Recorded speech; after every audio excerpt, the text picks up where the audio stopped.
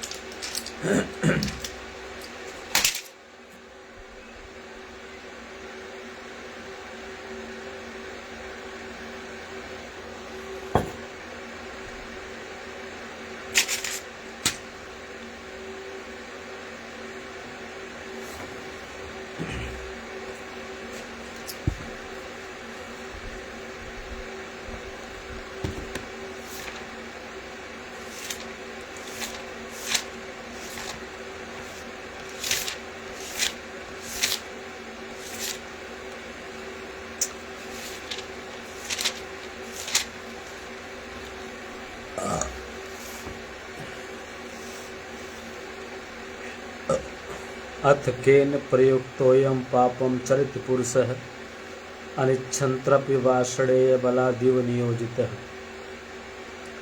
हे श्री कृष्ण, फिर यह पुरुष बरबस घसीट कर लगाए हुए के सदृश न चाहता हुआ भी किसी प्रेरणा से पाप का आचरण करता है, आपके मत के अनुसार क्यों नहीं चल पाता?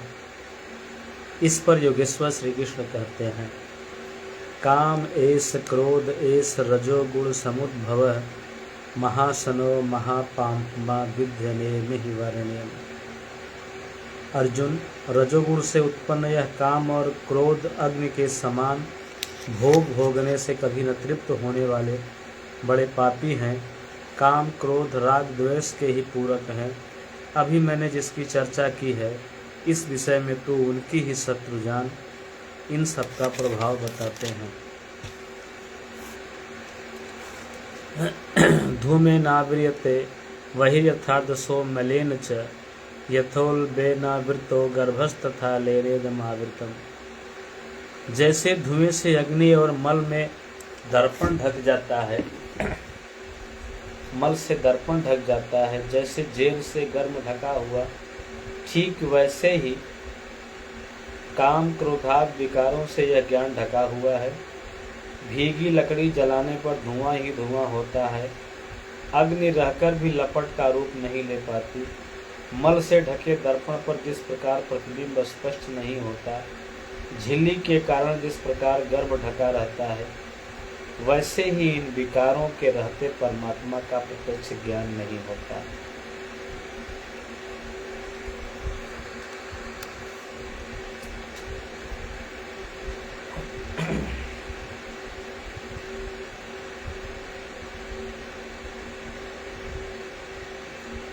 आवृतं ज्ञानमेतेन ज्ञानिनो नित्यवैरिणा कामरूपेण कौन्तेय दुष्पुरेणानेन लेन च।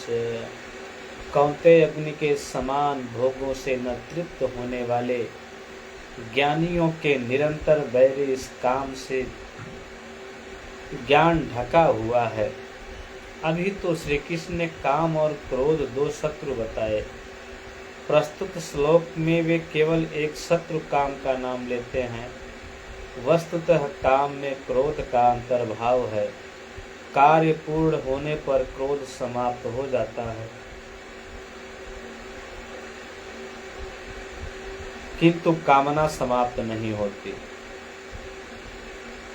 कामना पूर्ति में व्यवधान पड़ते ही क्रोध पुनः उभर आता है। काम के अंतराल में क्रोध भी निहित है। इस शत्रु का निवास कहाँ है, इसे ढूंढें कहाँ। निवास जान लेने पर इसे समूल नष्ट करने पर सुविधा रहेगी। इस पर श्री कृष्ण कहते हैं, इंद्रियाणि मनोबुद्धिरस्याधिष्ठानमुच्यते एतर्विर्मोह्यते स ज्ञानमावृत्य देहिनम्। इंद्रियां, मन और बुद्धि इसके वासस्थान कहे जाते हैं।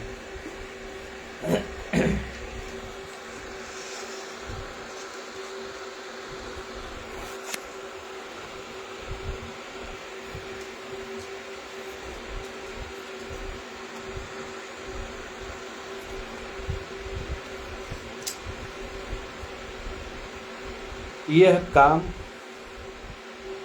इन मन, बुद्धि और इंद्रियों के द्वारा ही ज्ञान को आच्छादित करके जीवात्मा को मोह में डालता है।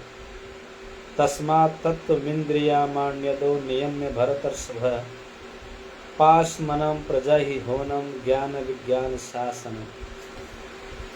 इसलिए अर्जुन, तू पहले इंद्रियों को नियम में संयत कर, क्योंकि शत्रु तो इनके अंतराल में छिपा है। वह तुम्हारे शरीर में भीतर है, बाहर खोजने से वह कहीं नहीं मिलेगा। यह हृदय देश की अंतर जगत की लड़ाई है। इंद्रियों को वश में करके इंद्रियों को वश में करके ज्ञान और विज्ञान का नाश करने वाले इस पापी काम को भी मार। काम सीधे पकड़ में नहीं आएगा, अतः विकारों के निवास स्थान का ही घेराव कर लो। इंद्रियों को ही संयत कर लो, किंतु इंद्रियों और मन का संयत करना तो बड़ा कठिन है। क्या यह हम कर पाएंगे? इस पर श्री कृष्ण आपकी सामर्थ्य बताते हुए प्रोत्साहित करते हैं। इंद्रियाणि पराण्यहुरे इंद्रियेभ्यः परम मनः मनसस्तु परा बुद्धिर्यो बुद्धे परतस्तु सह। अर्जुन, इस शरीर से तू इंद्रियों को परे अर्थात सूक्ष्म और बलवान जान। इंद्रियों से परे मन है, यह उनसे भी बलवान है। मन से परे है बुद्धि है, और जो बुद्धि से भी अत्यंत परे है वह तुम्हारी आत्मा है। वही हो तुम। इसलिए इंद्रियां, मन और बुद्धि का निरोध करने में तुम सक्षम हो। एवं बुद्धे परम बुद्धवा सस्तभ्यात्मनात्मना जय शत्रु महाबाहो काम रूपम दुरासदम। इस प्रकार बुद्धि से परे अर्थात सूक्ष्म और बलवान अपने आत्मा को जानकर, आत्मबल को समझकर, बुद्धि के द्वारा अपने मन को वश में करके अर्जुन, इस काम रूपी दुर्जय शत्रु को मार। अपनी शक्ति को समझकर इस दुर्जय शत्रु को मार। काम एक दुर्जय शत्रु है। इंद्रियों के द्वारा यह आत्मा को मोहित करता है, तो अपनी शक्ति समझकर, आत्मा को बलवान समझकर काम रूपी शत्रु को मार। कहने की आवश्यकता नहीं है कि यह शत्रु आंतरिक है और युद्ध भी अंतर्देश का चित्रण है। निष्कर्ष, बहुधा गीता प्रेमी व्याख्याओं ने इस अध्याय को कर्मयोग का नाम दिया है, किंतु यह संगत नहीं है। दूसरे अध्याय में योगेश्वर ने कर्म का नाम लिया। उन्होंने कर्म के महत्व का प्रतिपादन कर उसमें कर्म जिज्ञासा जागृत की, और इस अध्याय में उन्होंने कर्म को परिभाषित किया कि यज्ञ की प्रक्रिया ही कर्म है। सिद्ध है कि यज्ञ कोई निर्धारित दिशा है, इसके अतिरिक्त जो कुछ भी किया जाता है वह इसी लोक का बंधन है। श्री कृष्ण जिसे कहेंगे वह कर्म मोक्ष से सुधार, संसार बंधन से छुटकारा दिलाने वाला कर्म। श्री कृष्ण ने यज्ञ की उत्पत्ति बताई, वह देवता क्या है, उसकी विशेषताओं का चित्रण किया, यज्ञ करने पर बल दिया। उन्होंने कहा इस यज्ञ की प्रक्रिया का ही कर्म है, जो नहीं करते वह पापायु आराम चाहने वाले व्यर्थ जीते हैं। पूर्व में होने वाले महर्षियों ने भी इसे करके ही परम नैष्कर्म सिद्धि को पाया। वे आत्मतृप्त हैं, उनके लिए कर्म की आवश्यकता नहीं है। फिर भी पीछे वालों के मार्गदर्शन के लिए वे भी कर्म में भली प्रकार लगे रहते हैं। उन महापुरुषों से श्री कृष्ण ने अपनी तुलना की कि मेरा भी अब कर्म करने से कोई प्रयोजन नहीं है, किंतु मैं भी पीछे वालों के हित के लिए ही कर्म बरतता हूँ। श्री कृष्ण ने स्पष्ट अपना परिचय दिया कि वे एक योगी थे। ताराचंद यादव भैया मोस्ट वेलकम। ओम श्री परमात्मने नमः। उन्होंने कर्म में प्रवृत्त साधकों को चलायमान न करने को कहा, क्योंकि कर्म करके ही उन साधकों को स्थिति प्राप्त करनी है। यदि नहीं करेंगे तो नष्ट हो जाएंगे। इस कर्म के लिए ध्यानस्थ होकर युद्ध करना है। आंखें बंद हैं, इंद्रियों से सिमट कर चित्त का निरोध हो चला तो युद्ध कैसा। उस समय काम, क्रोध, राग, द्वेष बाधक होते हैं। इन विजाति प्रवृत्तियों का पार पाना ही युद्ध है। आसुरी संपद कुरुक्षेत्र विजाति प्रवृत्ति को सनय सनय छांटते हुए ध्यानस्थ होते जाना ही युद्ध है। वस्तुतः ध्यान में ही युद्ध है। यही इस अध्याय का सारांश है, जिसमें न कर्म बताया न यज्ञ बताया। यदि यज्ञ समझ में आ जाए तो कर्म समझ में आ जाएगा। अभी तो कर्म समझाया ही नहीं गया। इस अध्याय में केवल स्थित प्रज्ञ महापुरुष के प्रशिक्षणात्मक पहलू पर बल दिया गया। यह तो गुरुजनों के लिए निर्देश है। वे न भी करें तो उन्हें कोई क्षति नहीं, और न ऐसा करने में उनका अपना कोई लाभ ही है।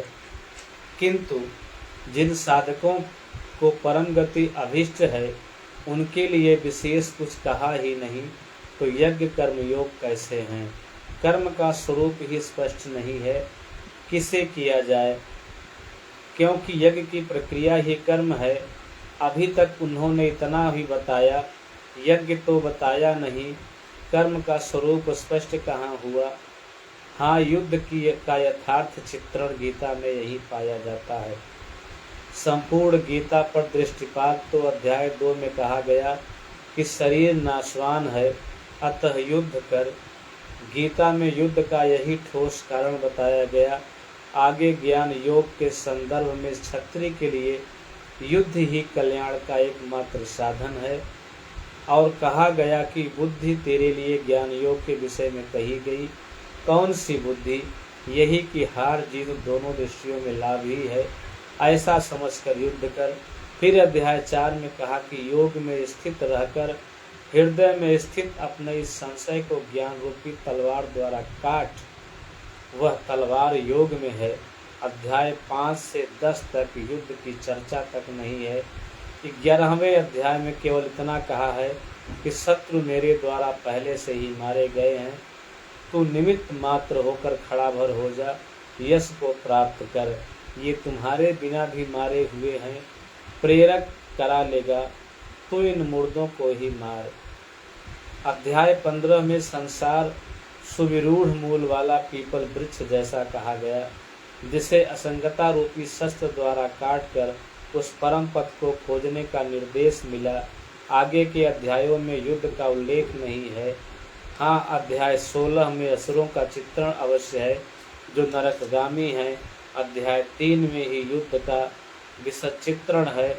श्लोक 30 से श्लोक 43 तक युद्ध का स्वरूप, उसकी अनिवार्यता, युद्ध न करने वालों का विनाश, युद्ध में मारे जाने वाले शत्रुओं के नाम, उन्हीं मारने के लिए अपनी शक्ति का आवाहन और निश्चय ही उन काट कर फेंकने पर बल दिया जाता है। इस अध्याय में शत्रु और शत्रु का आंतरिक स्वरूप स्पष्ट है, जिनके विनाश की प्रेरणा दी गई है।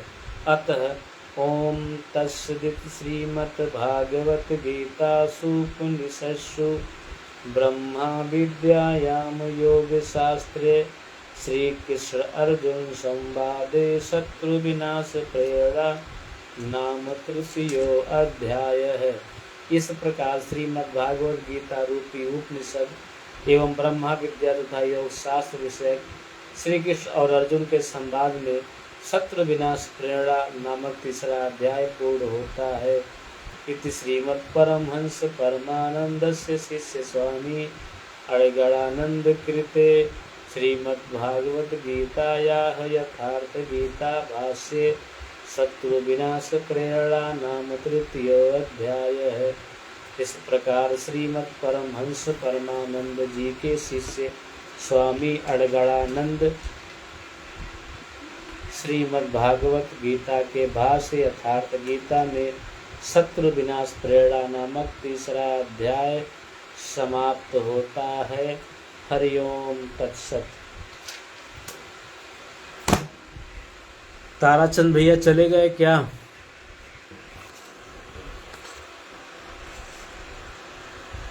यथार्थ गीता का अध्याय